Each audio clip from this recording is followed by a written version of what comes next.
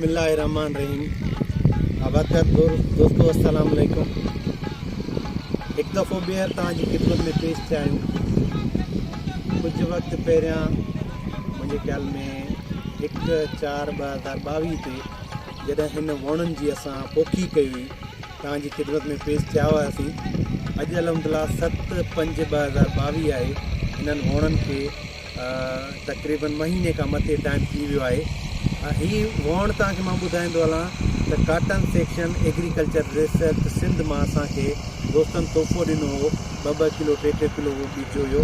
हीअ असांजी जेका जिन्स आहे, तव्हां ॾिसो पिया कैमरा जी अख में, त हीअ असांजी जिन्स आहे कूंज वैरायटी आहे। तमामु बहितरीनु हिन जी जर्मिनेशन ग्रोथ तमामु बहितरीनु थी। उन खां पोइ असां जेका आहे परे पासे हिकिड़े पोर्शन में लॻायो आहे सिंधू वैरायटी आहे। इन खां पोइ वरी बख्तावर आहे। कुझु पोर्शन मां लॻाया आहिनि। इंशाअल्लाह ताला हिननि ते थोरो असां पंहिंजे तरफ़ां तजुर्बो कंदासीं।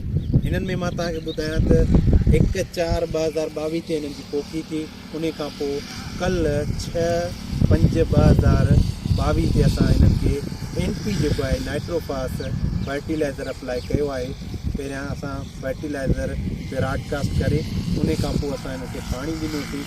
अलहमदिल्ला हिननि जी ग्रोथ तमामु बहितरीनु आहे। ज़ाहिरी तौर ते तव्हां वणनि खे कैमरा जी नज़र सां ॾिसंदो का बि डिज़ीज़ को अटैक को पेस्ट वग़ैरह ज़ाहिरी तौर ते ज़ाहिर कोन्हे को।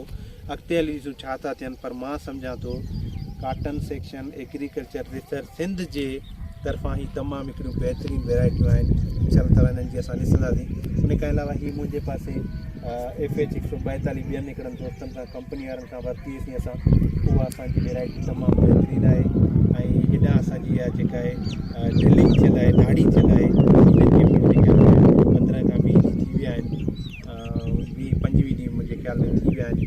पर अलहमदिल्ला हीअ जेको पोर्शन आहे मुंहिंजो ख़ासि तवजो agriculture research Sindh cotton section जे हिननि ते जिन्सनि ते आहे। मां कोशिशि कयां पियो त हिननि मां ई सिलेक्शन करे इहे असांजा जेको आहे डिमॉन्स्ट्रेशन ट्रायल हूंदा ऐं हिननि खे सिर्फ़ु हिकिड़ो फर्टिलाइज़र ॾिनी आहे। ऐं गुड जो बि किथे किथे जेको आहे असांजो गुड गोॾी करे विया आहियूं हिननि जी। पर इंशाअल्लाह ताला असां कुझु ॾींहंनि खां पोइ जेको आहे हिननि जी वरी प्रॉपर तरीक़े सां छिटाई बि कंदासीं ऐं असां जेको आहे हिननि जे अञा मैनेजमेंट ते कुझु प्रैक्टिसिस कंदासीं।